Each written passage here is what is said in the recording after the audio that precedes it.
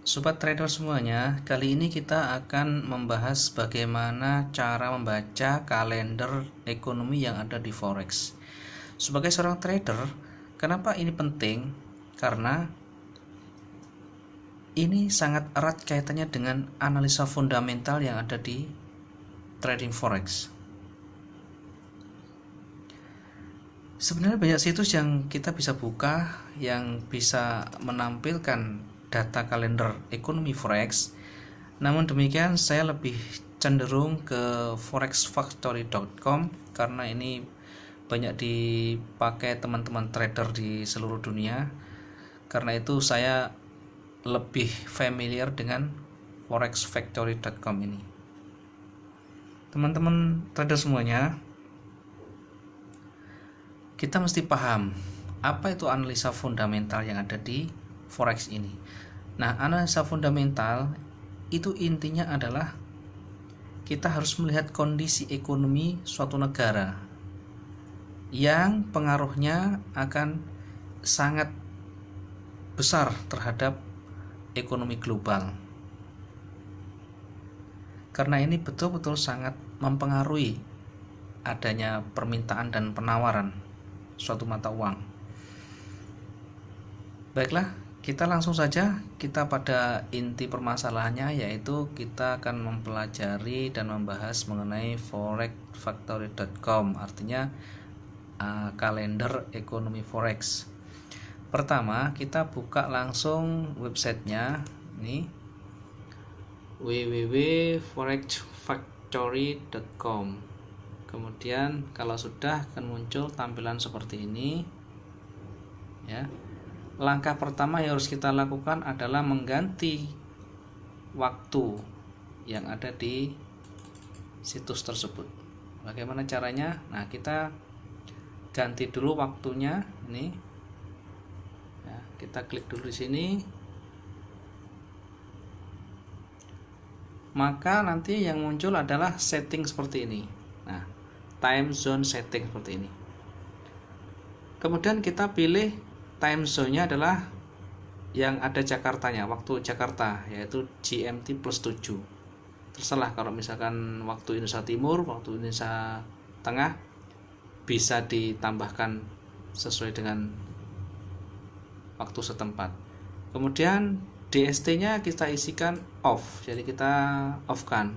Kemudian time formatnya kita pilih 24 hours, 24 jam. Oke, kalau sudah kita pilih shift change seperti ini ya. Nah, kalau sudah, kita kembali ke awal, kita kembali ke kalender awal tadi, ke home atau kembali ke data kalender awal. Nah, berikutnya adalah kita lihat, kita cocokkan di sebelah sini ada date. Nah, ini cocokkan dengan kalender yang ada di HP Android atau laptop Anda semuanya. Kemudian kalau sudah cocok, nah di sini ada tampilan sebelah kanannya lagi, ada tampilan hari waktu, ini jamnya ini. Kemudian sebelah kanannya lagi ada currency. Currency ini adalah mata uang yang nanti akan berpengaruh. Kemudian sebelah kanan nanti ada impact. Impact itu adalah dampaknya. Nah, ada beberapa warna yang ada di impact nanti sebagai simbol. Yang warna kuning adalah ini impactnya, artinya lebih rendah. Kemudian ada warna orange, ini impactnya lebih signifikan. Kemudian yang warna merah ini pengaruhnya sangat besar. Jadi intinya kita bisa menggunakan dua impact sebagai acuan kita untuk mengamati dan menganalisa nanti. Nah, kemudian berikutnya kita coba pilih yang warna orange saja sama yang warna merah, biar nanti impact yang cukup besar kita tampilkan. Caranya bagaimana?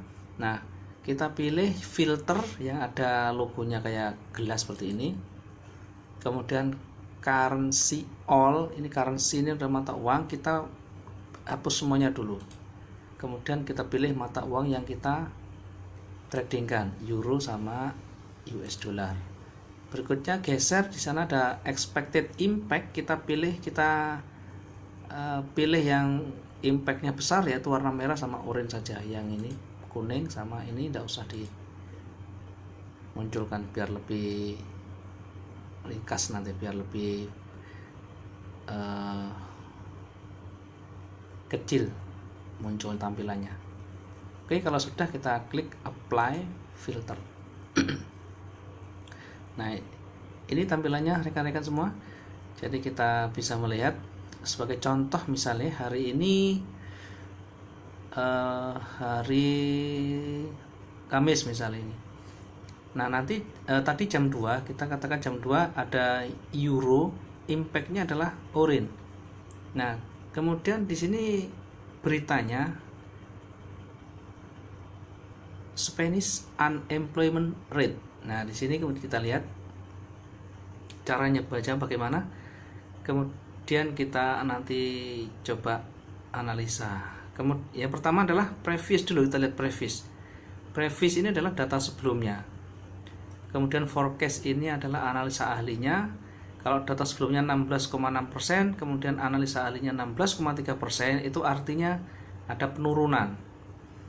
Nah, kalau ada penurunan seperti ini, karena ini pengangguran, kalau pengangguran ini makin kecil, berarti akan memperkuat suatu negara tersebut atau memperkuat mata uang tersebut. Nah, kita ambil contoh ini, awalnya 16,6, kemudian perkiraannya analisa ahlinya 16,3, ternyata actualnya 16,7, artinya ada kenaikan yang tidak terlalu banyak juga sih, cuma 0,1%. Cuma ini nanti tetap ada pengaruhnya. Pengaruhnya apa? Kalau ada pengaruh, ada kenaikan, artinya mata uang tersebut ini akan mengalami penurunan karena pengangguran menjadi bertambah. Artinya euro menjadi melemah karena ini menjadi pengangguran makin banyak. Caranya nanti ngecek bagaimana. Di sini ada detailnya, sebenarnya ada detailnya nanti. Nah, ada detailnya di sini. Kita klik di sini. Nah, kita geser, kita lihat ada usual effect itu. Nah, usual effect di sana akan jelas actual less than forecast is good for currency. Artinya apa? Kalau actualnya itu lebih kecil dari perkiraan, maka adalah bagus untuk mata uang tersebut. Artinya dari sebelumnya lebih kecil, maka sangat bagus untuk currency tersebut. Nah, karena ini tadi